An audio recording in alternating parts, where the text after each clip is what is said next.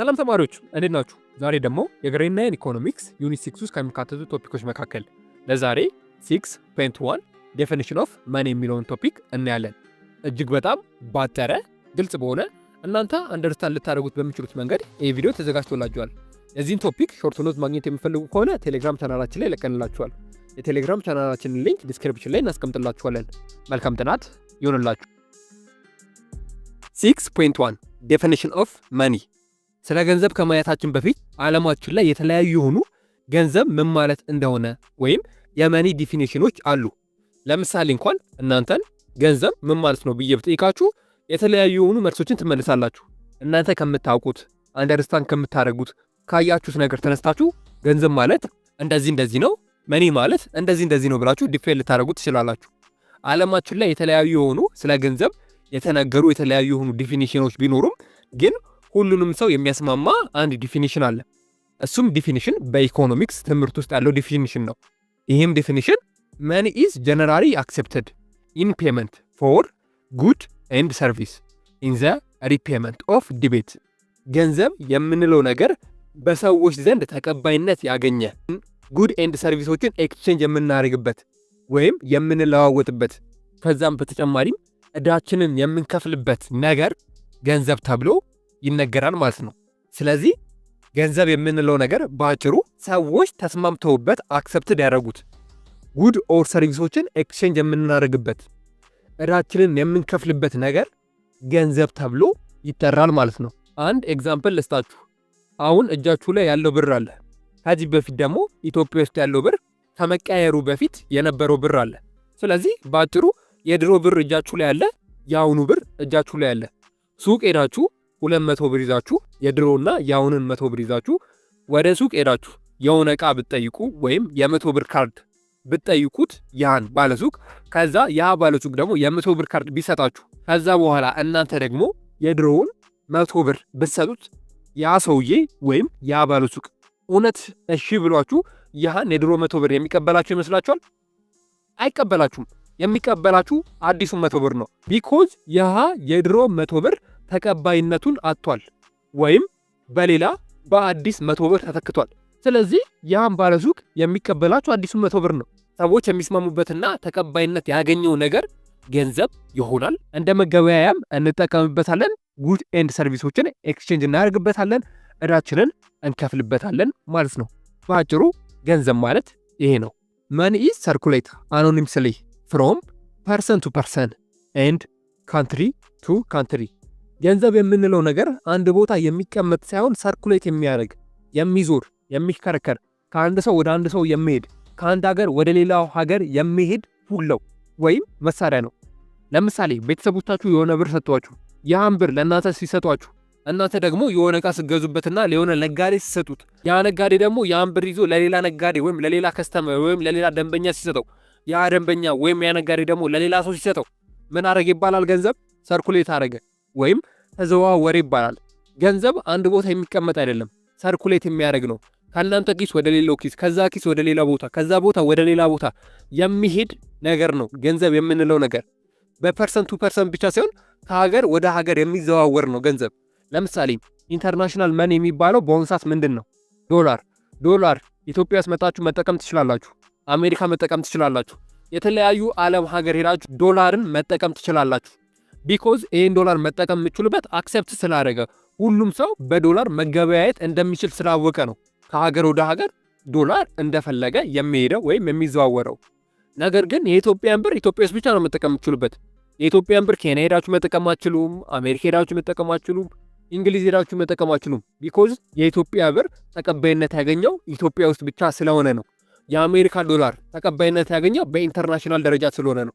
በዓለም አቀፍ ደረጃ ዶላር ተቀባይነት አለው። ስለዚህ ዶላር ከአንዱ ሀገር ወደ ሌላው ሀገር ይሄዳል፣ ከአንዱ ሰው ወደ ሌላው ሰው ጋር ይሄዳል፣ ከአንዱ ቦታ ወደ ሌላ ቦታ ይሄዳል። ስለዚህ ዶላር ኢንተርናሽናል ነው። ከኢትዮጵያ ወደ አሜሪካ፣ ከአሜሪካ ወደ እንግሊዝ፣ ከእንግሊዝ ወደ ሩሲያ፣ ወደ ተለያዩ ሀገራት ይዘዋወራል። የኢትዮጵያ ብርን ደግሞ በምትመለከቱበት ጊዜ ኢትዮጵያ ውስጥ ሆኖ ከሰው ወደ ሰው ይተላለፋል። የሆነ ሰው ያመጣዋል፣ ወደ ሌላ ሰው ይሰጠዋል፣ የሆነ ሰው ይመጣል፣ ወደ ሌላ ሰው ይሰጠዋል። ያ ሰው ደግሞ ወደ ሌላ ሰው ለእናንተ ይሰጣችኋል፣ እናንተ ደግሞ ወደ ሌላ ሰው ትሰጡታላችሁ። በአጠቃላይ ገንዘብ ሰርኩሌት ያደርጋል ማለት ይሄ ነው። All other commodities are thus expressed and value terms on that ኮሚዲቲ ሪጋርድድ አስ መኒ። የሆነ ገንዘብ የሆነ ነገር ስገዙ ያ ነገር የገንዘቡ ዋጋ ወይም የገንዘቡ ቫልዩ ነው ማለት ነው። ለምሳሌ በ10 ብር ሄዳችሁ የ10 ብር ካርድ ብገዙ ያ የ10 ብር ካርድ የገንዘቡ ቫልዩ ነው። ያ 10 ብር መግዛት የሚችለው 10 ብር የሆኑ ነገሮችን ብቻ ነው ማለት ነው። 10 ብር ይዛችሁ ሄዳችሁ መቼም የ100 ብር ካርድ ገዝታችሁ አመጡ። ቢኮዝ ያ 10 ብር መግዛት የሚችለው የ10 ብር የሆነ ነገር ብቻ ነው። ያ የምገዙት እቃ ደግሞ የገዛችሁበት ገንዘብ ቫልዩ ወይም ዋጋ ነው ማለት ነው። እንዳልኳችሁ ነው የ10 ብር ካርድ ሄዳችሁ ገዛችሁ። ስለዚህ የገዛችሁት ካርድ 10 ብር ነው የሚያወጣው። ዋጋው የ10 ብር ነው። ቫልዩ የ10 ብር ነው ማለት ነው። ለዚህ ነው የምገዙት ነገር የገዛችሁት ብር ዋጋ ነው የሚባለው ማለት ነው። የሆነን ዕቃ ትገዛላችሁ፣ ያ ዕቃ የገዛችሁት ብር ቫልዩ ነው ወይም ዋጋው ነው ማለት ነው። ጀነራሊ የገንዘብ ዲፊኒሽን ወይም ገንዘብ የምንለው ነገር ይሄ ነው ማለት ነው። ዘ ኮሚዲቲ ቱ ቢ አክሴፕትድ አስ መኒ ኢት መስት ሚት ዘ ፎሎዊንግ ክራይቴሪያ። ነገር ግን አንድን ገንዘብ ነው እንድንለው እነዚህን ክራይቴሪያዎች ማሟላት አለበት። ማለትም የመጀመሪያው ነገር ስታንዳርዳይዜሽን ነው። ሁለተኛው ነገር አክሰፕታቢሊቲ፣ ሶስተኛው ነገር ዲቪዚቢሊቲ፣ አራተኛው ነገር ፖርታቢሊቲ፣ አምስተኛው ነገር ደግሞ ዲዩራቢሊቲ መሆን አለበት። እነዚህን ነገሮች ካላሟላ አንድ ገንዘብ ነው ተብሎ በኢኮኖሚ ውስጥ ምንም አይነት ነገሮችን ሊፈይድ አለም ልንገበያይበት አንችልም። ገንዘብ ነው እንዲባል እነዚህን ነገሮች ማሟላት አለበት። እስቲ አንድ በአንድ ለመመልከት እንሞክር። የመጀመሪያውና አንደኛው ነገር ስታንዳርዳይዜሽን የምንለው ነገር ኢት መስት ቢ ኢዝሊ ስታንዳርድስ ሜኪንግ ኤ ሲምፕል ቱ ሰርቴኒቲስ ቫልዩ። ስታንዳርዳይዜሽን የምንለው ነገር ገንዘብ ስታንዳርዳይዜሽን መሆን አለበት ስንል ደረጃውን መጠበቅ አለበት ማለት ነው። ይህ ማለት ገንዘቡ ሲሰራ ከሚሰራበት ግብአት የተለያዩ ሮ ማቴሪያሎች አሊያም ቁሳቁሶች ጀምሮ ጥራቱን መጠበቅ አለበት። አንድ ገንዘብ ሆኖ ለመውጣት ሲል የሚጠበቁበትን እያንዳንዱን ነገር ማሟላት አለበት ማለት ነው። ሁለተኛው ነገር ደግሞ ተቀባይነት ሊያገኝ ይገባል። ያ ገንዘብ በሚመረትበት እና ዲስትሪቢዩት በሚደረግበት ሀገር ላይ በዛ ሀገር ያሉ ሰዎች ወይም ዜጎች ያን ገንዘብ አክሰፕት ማድረግ አለባቸው ወይም መቀበል አለባቸው። ተቀባይነት ሊኖረው ይገባል ያ ገንዘብ። ይሄ ካልሆነ ገንዘብ ሊባል አይችልም። ለምሳሌ ቀደም እንዳልኳችሁ ነው 200 ብር ከዚህ በፊት አልነበረም። ነገር ግን አዲስ 200 ብር ሲመጣ ኢትዮጵያ ውስጥ ያሉ ሰዎች በሙሉ 200 ብርን አክሰፕት አደረጉት ወይም ተቀበሉት። ሌሎችም ገንዘቦች ሲቀየሩ አክሰፕት አድርገናቸዋል። ነገር ግን አክሰፕት ባናረጋቸው ነገር ይሄ ገንዘብ ሊባል አይችልም ማለት ነው። ስለዚህ አክሰፕተንሲ ወይም ተቀባይነት ማለት ይሄ ነው። ሶስተኛው ነገር ዲቪዚቢሊቲ ኢት መስት ቢ ዲቪዚብል ሶ ዛት ኢት ኢዝ ኢዚ ሜክ ኤ ቼንጅ። ዲቪዚቢሊቲ ማለት ያ ገንዘብ መከፋፈል አለበት። በሌላ አማርኛ ምን መሰላችሁ? እጃችሁ ላይ 100 ብር አለ። ያ 100 ብር ወደ 250 መከፋፈል አለበት። 200 ብር አለ። 200 ብሩን ለባለ ሱቁ ሰጣችሁት 100 ብር ይሰጣችኋል። ዝርዝር ስጠኝ ስትሉት ጀስት ላይክ እንደዛ ማለት ነው። ዲቪዚብል መሆን አለበት። ዲቪዚብል ካልሆነ ገንዘብ ነው ሊባል አይችልም ወይም ክራይቴሪያውን አላሟላም ማለት ነው። እናንተ 200 ብር ይዛችሁ ወደ ሱቅ ሄዳችሁ ሱቅ ላይ ያን 200 ብር ልዘረዝሩ ፈልጋችሁ ግን ያ 200 ብር መዘርዘር የማይችል ከሆነ ያ 200 ብር ገንዘብ ነው ወይም የ200 ብር ኖት ነው ለመባል አያስችልም። በዛው ልክም 100 ብርም ይዛችሁ ሄዳችሁ 50 ብርም ወይም 10 ብርም ይዛችሁ ሄዳችሁ የማይዘረዘር ከሆነ ዲቪዚብል የማይሆን ከሆነ ይሄ ገንዘብ ነው ሊባል ያስቸግራል ወይም የገንዘብ አንዱን ክራይቴሪያ አያሟላም። ሌላኛው ነገር ደግሞ ፖርታቢሊቲ ነው። ፖርታቢሊቲ ኢት መስት ቢ ኢዚ ቱ ኬሪ። ፖርታቢሊቲ የምንለው ነገር ደግሞ ለመያዝ ገንዘብ ቀላል መሆን አለበት፣ ለመገበያየትም እንደዛው። ፖርታቢሊቲ ማለት በአጭሩ ቀላል መሆን እንደማለት ነው። ያ ገንዘብ ለመያዝም ሆነ ለመጠቀም ኢዚ መሆን አለበት እንጂ ለመያዝ የማይመች ለመገበያየት የማይመች ከሆነ ያ ገንዘብ ተብሎ ለመፈረጅ ያስቸግራል ማለት ነው። አስባችሁታል? ገንዘብ የሚባለው ነገር ቲቪ ቢሆን በቃ ገንዘብ ነው ብላችሁ ያን ቲቪ ተሸክማችሁ እየሄዳችሁ ነበር። ስለዚህ ገንዘብ የሚባለው ነገር እጅግ በጣም ቀላል ሲምፕል መሆን አለበት። ለዛ ነው ገንዘቦች በሙሉ የወረቀትና የሳንቲም የሆኑት ለመያዝም የማይከብደም ማለት ነው።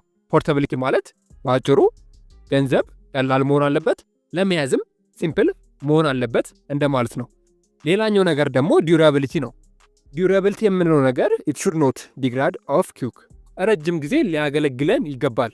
ወይም ገንዘብ የሚባለው ነገር ቶሎ ሊቀደድ የሚችል ነገር መሆን የለበትም ማለት ነው። አይ ነው ወረቀት ነው፣ ቶሎ ይቀደዳል።